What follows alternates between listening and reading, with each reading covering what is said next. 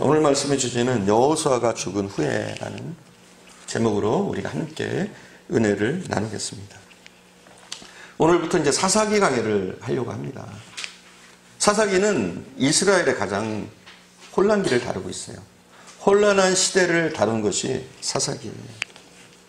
사사기에 대한 가장 정확한 묘사는 사사기 17장 6절과 21장 25절에 나와요. 사사기의 특징은. 이곳에 사사기의 특징을 이렇게 얘기하고 있어요. 그때에 이스라엘에 왕이 없으므로 사람마다 소견에 오른 대로 행하였더라. 뭐라 그래요? 다 자기 멋대로 행했다는 거예요. 한마디로. 자기가 원하는 대로, 자기가 옳은 대로, 자기 판단에.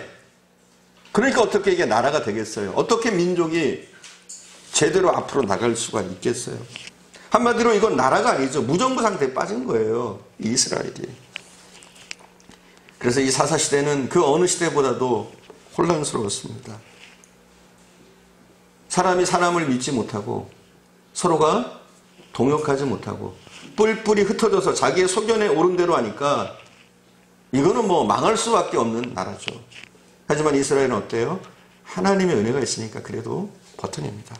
하지만 우리는 이 사사기를 통해서 위기를 어떻게 극복하는지를 배울 수 있기를 바랍니다.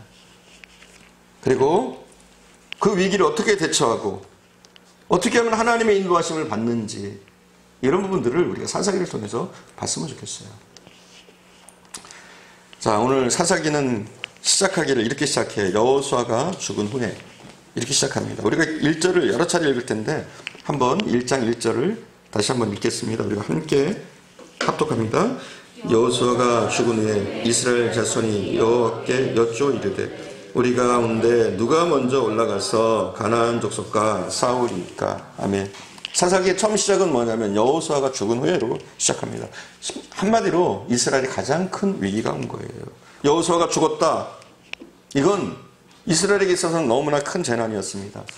이스라엘 역사에서 이런 재난이 이것 말고 또 한 차례가 있었어요. 그 재난은 이전에 어떤 재난이 있었느냐? 모세가 죽은 후에 큰 재난이 있었습니다. 모세가 어떤 사람입니까? 엄청난 사람 아닙니까? 대단한 사람 아닙니까? 사람들이 신으로 섬길 만한 그런 사람이었어요. 어마어마한 사람이었어요.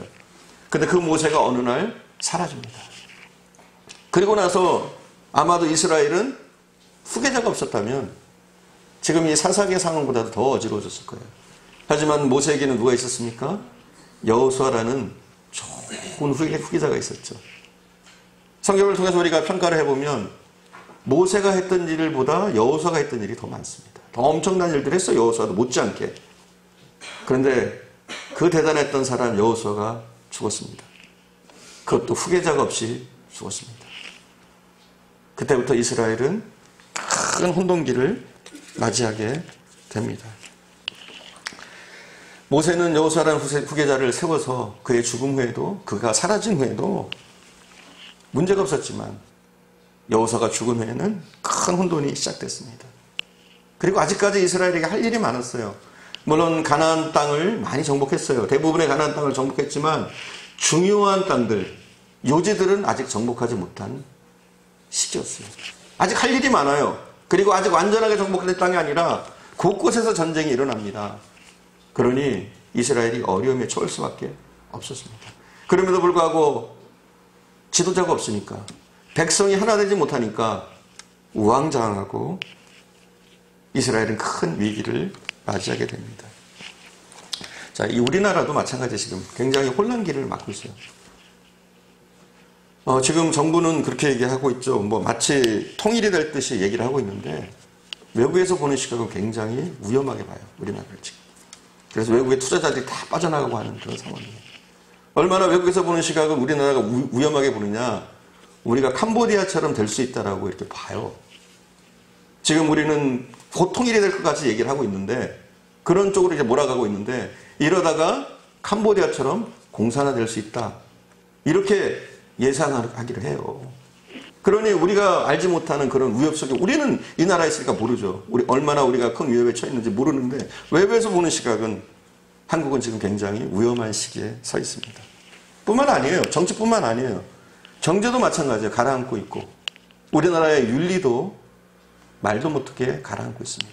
그러다 보니까 젊은 사람부터 노인에 이르기까지 희망이 사라져요. 굉장히 위험한 현상이죠. 희망이 없는 나라. 그래서 하루가 다르게 아파트에서, 때로는 철길에서, 때로는 자신의 차 안에서 스스로 목숨을 끊는 사람들이 갈수록 늘어나고 있는 시기에 우리는 살고 있습니다. 이스라엘 백성들은 가장 어려웠던 방황기, 그들은 어떻게 이 방황기, 어려운 시기를 넘겼을까요? 우리가 이것을 깨닫게 될 때, 어떻게 그들이 넘겼는지 우리가 이것을 보게 될 때, 우리도 우리가 위기라고 생각하는 이 나라의 현실, 우리의 현실, 이런 모든 것들을 극복하고 오히려 다시 한번 도약할 수 있는 계기가 되어줄 수 있을 줄 믿습니다.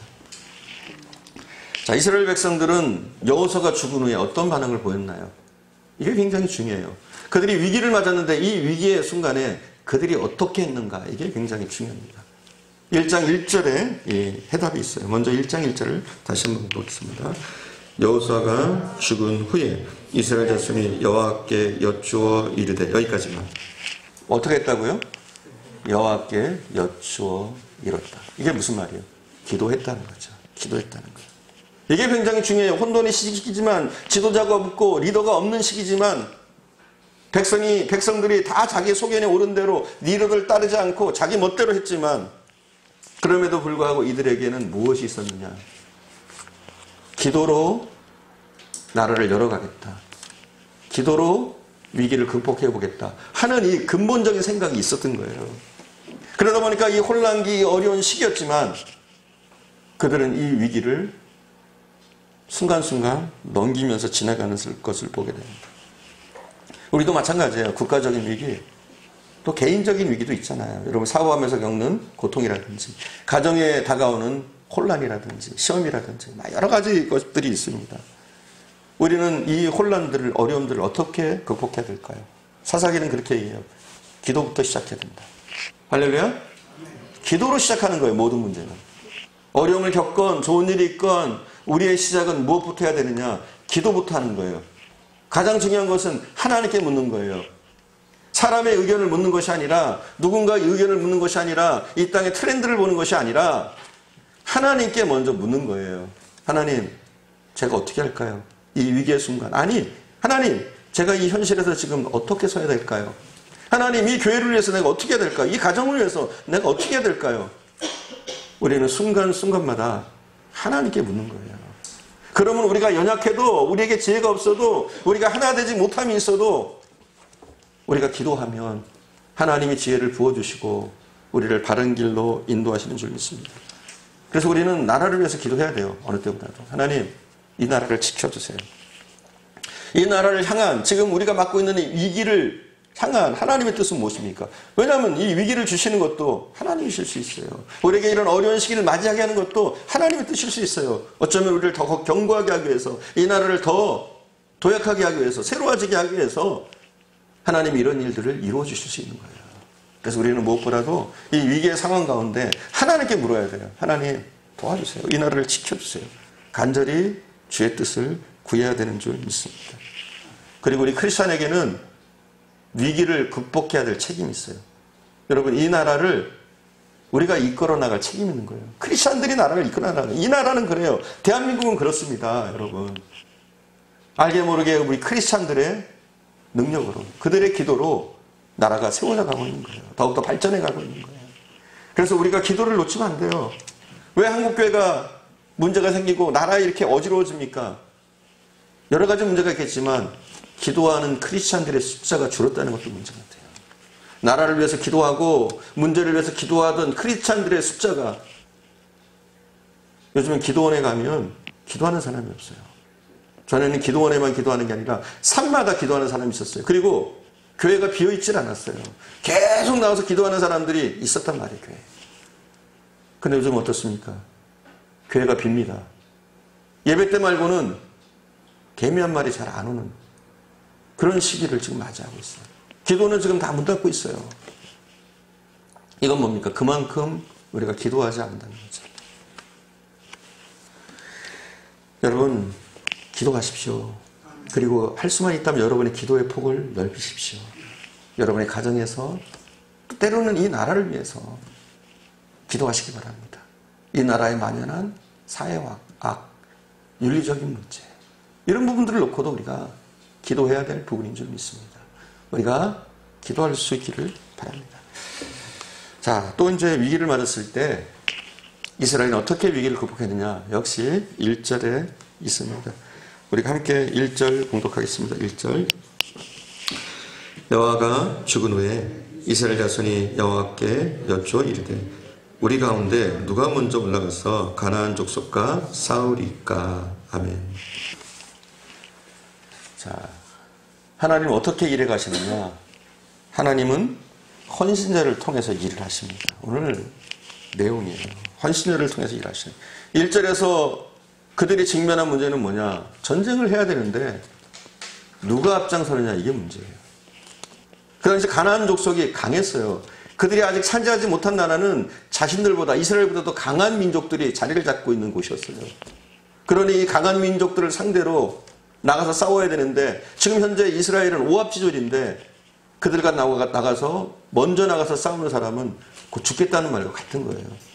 그러니 싸워야 되는데, 하긴 해야 되는데, 일을 해야 되는데, 싸워야 되는데 먼저 나가서 도전하겠다는 사람이 없는 거예요. 누군가 나를 희생해서 나의 생명을 들여서 이 민족을 구원하겠다, 이런 생각을 갖는 사람이 아무도 없는 거예요. 왜냐하면 자살행위니까. 그것이. 서로 눈치만 보고 있습니다. 누구도 희생하려고 하지 않습니다. 하지만 분명한 것은 누군가의 희생을 통해서 교회는 세워지고 또 가정은 세워지는 줄 믿습니다. 여러분, 그래요. 교회와 가정은 굉장히 공통점이 많아요. 누군가의 희생을 통해서 가정이 바로 서고 교회가 바로 서는 거예요, 여러분. 하지만 그들은 머뭇거리고 있었습니다. 누구도 희생하려고 하지 않습니다. 그때 하나님이 나서시죠. 왜요? 그들이 기도하니까. 그래도 기도하는 민족이니까 하나님이 친히 나서셔서 어떻게 하시느냐? 2절에 나와 있습니다. 우리가 2절을 함께 보겠습니다. 2절 함께 봉독합니다. 여호와께서 이르시되 유다가 올라갈지니라. 보라, 내가 이 땅을 그의 손에 넘겨 주었노라 하시니라. 아멘. 참 복받은 민족이래요. 하나님이 친히 개입하시는 나라. 얼마나 복받은 민족입니까? 물론 어려운 시기를 겪고 있지만 하나님이 친히 간섭하셔서 도와주시겠다고 하는 나라, 얼마나 복받은 나라입니까? 저는 우리 교회가 그랬으면 좋겠어요. 하나님이 도우시는, 하나님이 말씀하시는, 하나님이 친히 개입하시는 교회. 저는 여러분의 가정이 그렇게 됐으면 좋겠습니다. 하나님이 개입하시는, 하나님이 친히 말씀하시고 위기 가운데서도 우리가 머뭇머뭇거릴 때, 우리가 용기가 없어서 하지 못할 때 하나님이 친히 말씀하셔서 도우시겠다고, 내가 책임지겠다고 말씀하셔서 우리로 행하게 하는 그런 가정, 그런 교회가 되기를 축원합니다. 자, 하나님이 그들에게 명령하신 건 뭐냐? 유다 지파 너희가 먼저 가라, 이거죠. 왜 유다 지파입니까? 하나님 특별히 사랑하니까. 그리고 유다 지파는 그 당시에 가장 강력한 지파였어요. 근데 하나님이 부르셔요. 유다야, 너희가 먼저 가라. 근데 어때요? 이게 어떤 일이에요? 죽는 일이에요. 먼저 앞장서 죽는 일이에요. 그런데 어떻습니까? 유다는 하나님께 반박하지 않습니다. 하나님, 왜 하필 우리 유다 지파입니까? 다른 11지파도 있는데 왜 하필 우리입니까? 이렇게 얘기하지 않아요. 어떻게 하느냐? 그냥 즉각적으로 순종합니다. 기꺼이 순종합니다. 우리는 이게 가능할까요? 손해나는 일인데, 나에게 큰 피해가 있는 일인데 주님이 명령하시면 여러분도 나서실 수 있죠? 할렐루야? 그들은 지체하지 않고 전쟁터로 나아갑니다. 그리고 이 유다 지파의 헌신을 통해서 이스라엘 나라가 가나안 족속들을 정복하기 시작합니다. 그들이 생명을 바치기로 헌신하고 나아가는 이 각오야말로 하나님이 유다 지파를 쓰실 뿐만 아니라 이스라엘 전체를 사용하시는 그런 원동력이 되어진 거예요. 여러분, 여러분의 희생이 헛되지 않습니다. 여러분 한 사람 한 사람이 몸된 교회를 위해서, 여러분의 가정을 위해서 애쓰고 희생하는 그 희생이 하나님 여러분의 가정을 붙잡고 교회를 붙잡는 원동력이 되어지는 거예요. 그래서 여러분도 귀한 희생하실 거 기꺼이 즉각적으로 순종하며 희생하실 수 있길 바랍니다. 이런 결단이 있을 때 하나님이 기뻐하시고 하나님의 능력들이 나타납니다. 사사기 5장의 말씀에 보면 드보라의 찬양이 나오는데, 드보라는 이렇게 기꺼이 헌신했던 이 유다 족속, 그리고 기꺼이 헌신했던 백성들을 향해서 이렇게 찬양을 합니다. 목숨 걸고 전투에 참여했던 그들을 향해서 백성들이 즐거이 헌신했다, 이렇게 얘기합니다. 그렇게 칭송을 합니다. 어떻게 헌신했다고요? 즐거이 헌신했다. 죽으러 나가는 길인데 즐거이 헌신했습니다. 유다 지파처럼 하나님의 영광을 위해서, 하나님의 나라를 위해서 즐거이 헌신하는 사람, 이들로 인해서 하나님의 나라는 세워지고 하나님은 영광 받으시는 줄 믿습니다. 오늘날 우리 교회도 마찬가지예요. 즐거이 헌신하는 사람이 필요합니다. 기꺼이 헌신하는 사람이 필요합니다. 내가 좀 손해볼지라도, 내가 어려움을 당할지라도, 내게 고통이 있을지라도 하나님의 뜻이라면 즐거이 헌신할 수 있는, 나를 희생할 수 있는 사람, 그런 사람이 있을 때 반드시 그 교회는 잘 될 줄 믿습니다. 여러분의 가정도 마찬가지예요. 희생 안 하려고 하지 마세요. 요즘 한국교회 가정의 문제가 뭐냐면 부부가 서로 희생하지 않으려고 그래요. 젊은 부부들이 서로 희생하지 않으려고 그래요. 서로 자기가 앞서려고 하고 자기 이익을 취하려고 하고, 이러다 보니까 가정에 불화가 일어나고 깨집니다. 하지만 어때요? 기꺼이 헌신하는 거예요. 그럴 때 하나님이 기뻐하시는, 하나님이 쓰시는 가정이 되어집니다. 교회도 마찬가지죠. 기꺼이 조용히 즐겁게 헌신하는 그 사람들을 통해서 교회는 온전하게 서고, 이 교회를 통해서 하나님의 능력과 영광이 나타나는 줄 믿습니다. 스위스 찌리 부근에 슈타인 거리를 걷고 있는 한 노인이 있었어요. 근데 이 노인은 걸어가면서 바닥에서 자꾸 뭔가를 줍는 거예요. 근데 마침 경관이 이 노인이 바닥에서 뭔가를 줍는 것을 봤어요. 그리고 노인을 향해서 경관이 이렇게 얘기합니다. 여보시오, 당신이 땅에서 계속 무엇인가를 줍고 있는데, 주워서 주머니에 넣고 있는데 무엇을 줍든지 경찰서에다 제출해야 되는 겁니다. 경찰서에 신고해야 되는 겁니다. 그랬더니 이 노인이 이러는 거예요. 아무것도 아닙니다. 정말 아무것도 아닙니다. 그런데 경관이 더 화가 나는 거예요.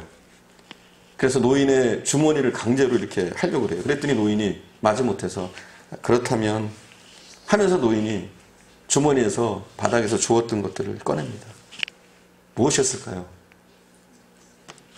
바닥에서 꺼낸 건 유리조각이었습니다. 유리조각. 그리고 경관이 묻습니다.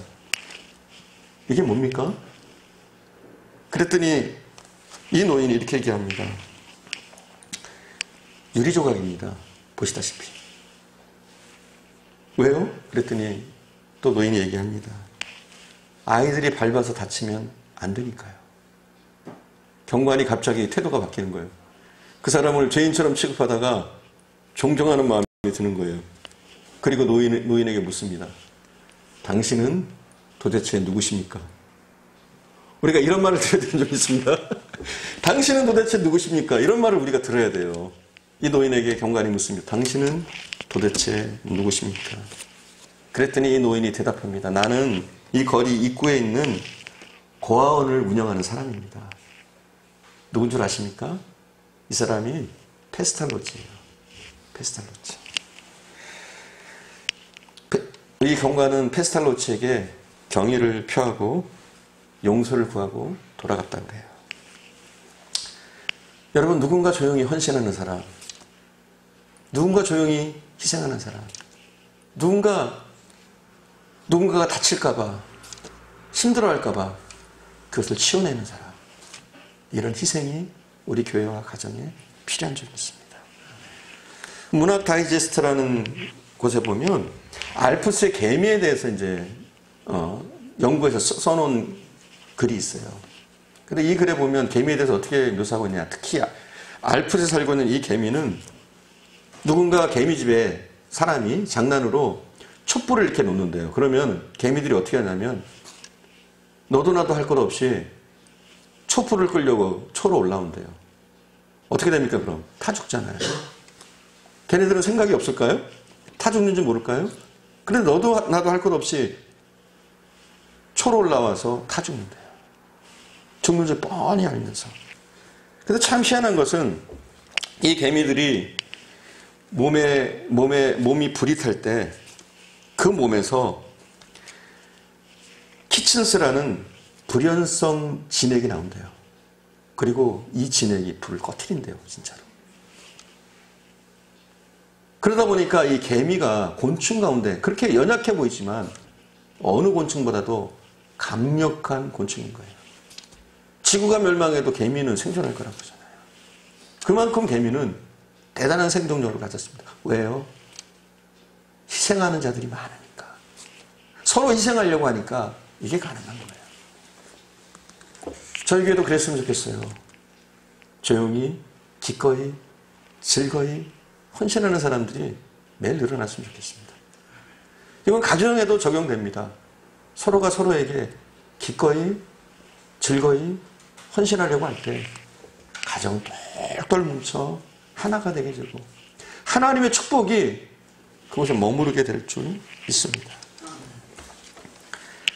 자, 또 오늘 본문에 보니까 그들이 어떻게 승리를 하게 되느냐, 어떻게 위기를 이기게 되느냐, 협력했다는 거예요. 중요한 거예요. 협력했다 서로. 희생했을 뿐만 아니라 유다 지파처럼 희생하는 지파가 있었을 뿐만 아니라 협력했다는 거예요. 1장 3절 우리가 함께 봉독하겠습니다. 1장 3절입니다. 함께 봅시다. 유다가 그의 형제 시몬에게 이르되 내가 제비 뽑아 얻은 땅에 나와 함께 올라가서 가나안 족속과 싸우자.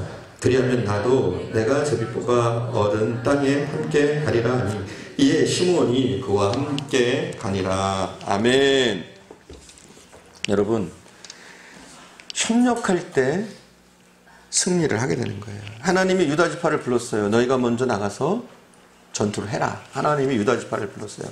근데 이 유다 지파가 어떻게 하느냐? 혼자 안 나가요. 혼자 나가는 것이 아니라 어느 지파를 부릅니까? 시몬 지파에게 제안을 합니다. 시몬 지파야, 우리가 함께 나가자.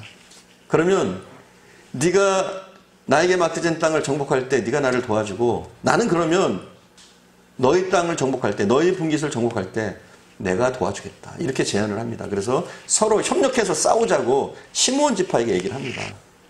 근데 희한한 게 있어요. 앞에서 언급했듯이 유다 지파는 12지파 중에서 가장 강력한 지파였어요. 가장 강한 지파였어요. 근데 반대로 시몬 지파는 12지파 중에서 가장 약한 지파였어요. 유다 지파의 어떤 행동이 좀 희한하지 않아요? 기왕이면 한 2, 3위쯤 되는 그런 지파와 협력을 하려고 할 텐데 우리는 그렇잖아요. 그죠? 나와 비슷한 그런 사람과 협력을 하려고 할 텐데 유다 지파는 굉장히 성경적인 사람들인데요. 가장 연약한 지파를 택해서 함께 협력하기를 원합니다. 자, 이렇게 하면 산술적인 계산으로는 전쟁에서 승리할 수 없어요. 그죠? 강력한 두 지파가 나가야 겨우 승리할까 말까 하는데 가장 연약한 시몬 지파를 택해서 함께 나가자. 그래서 싸우면 우리의 산술적인 인간적인 생각으로는 실패하기 쉬워요. 하지만 어때요? 하나님은 그렇게 할 때 도우시는 거예요. 우리가 협력하기만 하면 우리의 힘은 2배가 되는 것이 아니라 5배, 6배, 7배가 됩니다. 그만큼 협력이 중요한 거예요. 연약한 시몬 지파와 유다 지파가 협력을 했지만 그들이 가는 곳마다 승승장구했습니다. 계속적으로 이겼습니다. 그 두 지파가 힘을 모을 때. 그만큼 우리의 협력이 중요하다는 거예요. 여러분 혼자 하려고 하지 마세요. 같이 협력하세요. 교회에서도 마찬가지고 가정에서도 함께 협력하세요. 간혹 가정에서 보면 그런 분들이 있어요. 남편의 신앙을 우습게 하는 분들이 있어요. 또 반대로 아내의 신앙을 우습게 하는 분들이 있어요. 그래가지고 기도 부탁도 안 해요. 남편 신앙도 없는 개, 그렇죠? 없는 게 뭘 내가 나 혼자 그냥 기도하지 뭐 이러는데 그렇게 하면 안 돼요. 그렇게 하면 시너지 효과가 안 나는 거예요. 그런 강력한 능력들이 안 나오는 거예요. 그래서 우리가 할 건 뭐냐면 내 남편의 신앙이 연약할지라도, 내 아내의 신앙이 연약할지라도 협력을 요청하는 거예요. 함께 기도합시다. 자, 그리고 가정에서 어때요? 아이들의 신앙을 우습게 봅니다. 우리 중고등부 학생이라든지 아니면 뭐 청년들의 신앙을 부모님이 우습게 볼 때가 있어요. 근데 여러분, 우습게 보지 마세요. 그럼에도 불구하고 협력하세요. 제가 무슨 기도를 하겠어. 이러지 마시고, 나 혼자 차라리 기도하는 게 낫지, 내 속만 터지지 무슨 기도 부탁을 하겠어. 그러지 마시고 협력하세요. 우리 함께 기도하자. 또 함께 나름대로 비전을 가지고 나누세요. 공유하세요. 내가 이런 비전을 가지고 있는데 우리가 함께 이것을 이루어가자. 이렇게 아내와 남편이, 또 자녀와 부모가 함께 협력하는 거예요. 그럴 때 강력해지는 거죠. 그죠? 연약한 누군가와 협력한다고 할지라도 협력이 되기만 하면 강력해집니다. 교회도 마찬가지예요. 우리가 함께 북돋웁시다. 좋은 비전을 가지고, 또 주님이 기뻐하시는 일이라면 혼자 하지 마시고 우리 함께 일을 합시다. 이렇게 협력하기를 힘쓰는 사람이 되기를 원합니다. 근데 교회들 대부분 보면 성도들만큼 각계전투를 하는 분들이 없어요. 서로는 잘해요. 근데 뭉쳐놓으면 세상의 어떤 그룹과 별로 다르지 않아요. 여러분, 사람은 잘 융화가 안 돼요, 원래. 자기의 자존심도 있고, 자라왔던 어떤 환경이 있고, 자기의 생각도 있기 때문에 협력이 굉장히 어려워요. 하지만 어때요? 성경은 협력하라고 합니다. 협력할 때 우리가 강력해질 수 있다. 이렇게 얘기합니다. 삼겹줄은 끊어지지 않는다고 얘기합니다, 여러분. 전도서 4장 12절에 이렇게 얘기하고 있죠. 한 사람이면 패하겠거니와 두 사람이면 맞설 수 있나니 세 겹줄은 쉽게 끊어지지 아니하느니라. 아멘? 그렇습니다. 우리가 협력하면 끊어지지 않아요. 나 혼자 싸우려면 너무나 쉽게 무너질 때도 있습니다. 좌절할 때도 있습니다. 목표에 이르러 보지도 못하고 절망할 때도 많습니다. 하지만 우리가 함께 협력할 때, 함께 동역할 때, 서로 밀고 당길 때 하나님이 주신 비전을 이룰 수 있고요. 그리고 우리 가정을 더욱더 믿음의 가정으로, 하나님이 쓰시는 가정으로 세워나갈 수 있는 줄 믿습니다. 여러분이 가정에서 먼저 해야 될 거는 기도 제목을 먼저 나누세요. 그죠? 기도 제목. 서로 나누세요. 제가 카톡에다가 한번 올렸어요. 기도 제목을 좀 알려달라고. 그랬는데, 뭐, 기도하실 게 없나 봐요. 저한테 기도 요청을 하시는 분이 없더라고요. 제가 그렇게 어려운가요? 어찌됐건 우리가 함께 협력하는 게 필요해요. 서로의 기도 제목을 나누고 함께 기도해주고. 사도 바울도 그랬던 것 같아요. 얼마나 강력한 분입니까, 사도 바울이. 능력 있는 사도 아닙니까? 그럼에도 불구하고 항상 성도들에게 무엇을 하느냐? 기도 부탁을 해요. 기도 부탁을. 로마서 15장 30절에 보니까 너희 기도에 나와 힘을 같이하여 나를 위하여 하나님께 빌라. 이렇게 얘기합니다. 뭐라고요? 나를 위해서 하나님께 빌라. 저도 부탁드릴게요. 저를 위해서 좀 많이 빌어주세요. 기도해주세요. 에베소서 6장 19절에도 에베소 성도들에게 바울은 이렇게 얘기합니다. 나를 위하여 구할 것은 이라며 기도를 부탁하고 있습니다. 부탁하는 거예요, 기도를. 서로 기도로 협력하는 거예요. 우리도 마찬가지예요. 나의 기도 제목을 부끄러워하지 마세요. 그리고 서로 나누는 거예요. 가족 가운데 나누고 함께 연약함을 때로는 드러놓기도 하고. 우리가 카톡 같은 공용 공간에서 할 수 없잖아요. 하지만 개별적으로는 기도 부탁을 하고 기도를 나누고 함께 협력하는 것, 이게 강력한 시너지 효과가 있습니다. 우리가 협력하지 못하면 작은 일도 이루지 못합니다. 미국 나사에서 이제 훈련시킬 때 사람들을 이제 우주로 보낸 다음에 이렇게 기지국에서 이 사람들을 살핀다고 그래요. 그러면 어떠냐면 사람이니까 싸운대요. 그 작은 공간에서도 몇 명 안 되는 사람들이지만 서로 의견 다툼이 있다고 그래요. 근데 어떤 기술적인 문제로 의견 다툼을 하는 게 아니에요. 대부분 어떤 문제냐?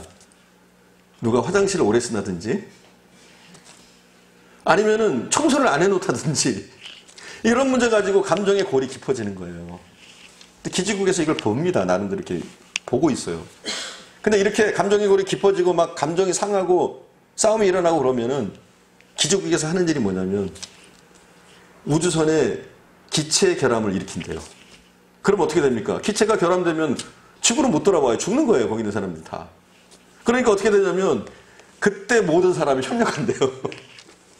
그래서 열심히 죽으면 이기니까 열심히 협력해가지고 그 어려운 걸 고쳐낸답니다.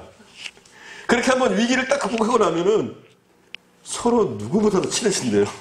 함께 한번 딱 협력해보면 누구보다도 친해진대요. 전에는 원수처럼 지내고 말도 안 하던 사이였는데 그런 위기를 만나가지고 서로 협력하고 나면 누구보다 가깝고 친하고 끈끈한 사이가 됩니다. 그래서 그렇게 한다고 그래요. 나사에서는 그렇게 서로에게 반복이 계속되고 하면 그런 위기를 만나게 해서 그들의 문제를 풀게 한다고 해요. 하나님도 그러시는 것 같아요. 여러분의 가정에 위기를 주십니다. 혼자 겪지 마세요. 협력하세요. 그럼 하나님이 더 좋은 길로 인도하실 줄 믿습니다. 가정이 하나 되어지고 더욱더 하나님 쓰시는 가정. 우리 교회도 마찬가지예요. 때로는 하나님이 교회에 위기를 주십니다. 하나님 주셔요. 하지만 이 위기는 망할 게 아니에요. 이 위기를 통해서 우리가 더욱더 협력하고 하나가 되어지고 더욱더 끈끈해지고 서로가 서로를 사랑하고 교회를 아끼고 이렇게 하나님은 만들어 가시는 줄 믿습니다. 우리에게 협력은 너무나 중요해요. 여러 번 반복해도 지나치지 않은 이야기예요. 그래서 여러분 종이 한 장은 얼마나 찢기가 쉬워요. 그죠? 어린아이라도 종이 한 장은 찢어요. 하지만 이 책 한 권, 이 얇은데 그죠? 너무너무 얇잖아요. 이 종이가. 근데 이 책을 찢을 수 있을까요? 안 돼요. 아무리 약하고 쉽게 찢어지는 한 장일지라도 여러 장이 모이면 찢을 수가 없습니다. 협력이 이렇게 무서운 거예요. 우리의 힘, 한 사람 한 사람의 힘이 약할지라도 우리가 한 마음으로 협력해서 나가면 우리가 큰 일을 할 수 있습니다. 또 하나님이 우리가 협력해서 일할 때 기뻐하시고 도우시는 줄 믿습니다. 이스라엘 백성들이 광야 생활을 마치고 여호수아의 지도하에 가나안 땅을 정복할 수 있었던 것도 물론 하나님의 도우심이 있었지만 그들이 한 마음이 돼서 협력할 때 이게 가능했던 거예요. 한 마음이 될 때 그들은 요단강을 건널 수 있었고 한 마음이 되어질 때 여리고성을 함락시킬 수가 있었어요. 한 마음이 되어질 때. 한번 생각해봐. 여리고성을 함락하는 장면을 생각해봐요. 말이 되는 이야기입니까?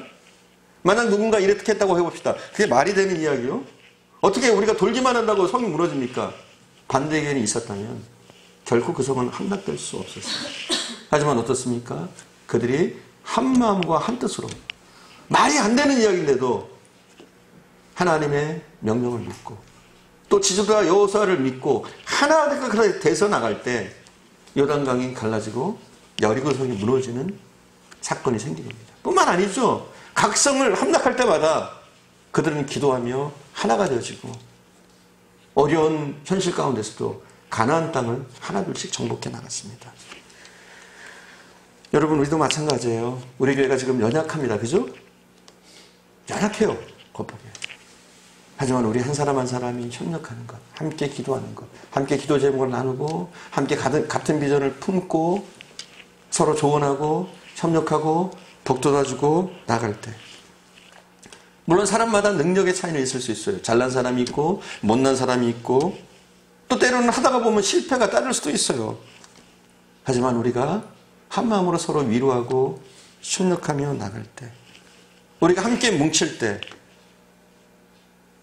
우리 한 사람 한 사람이 또 우리 교회가 하나님 앞에 놀랍게 쓰임받을 수 있을 줄 믿습니다.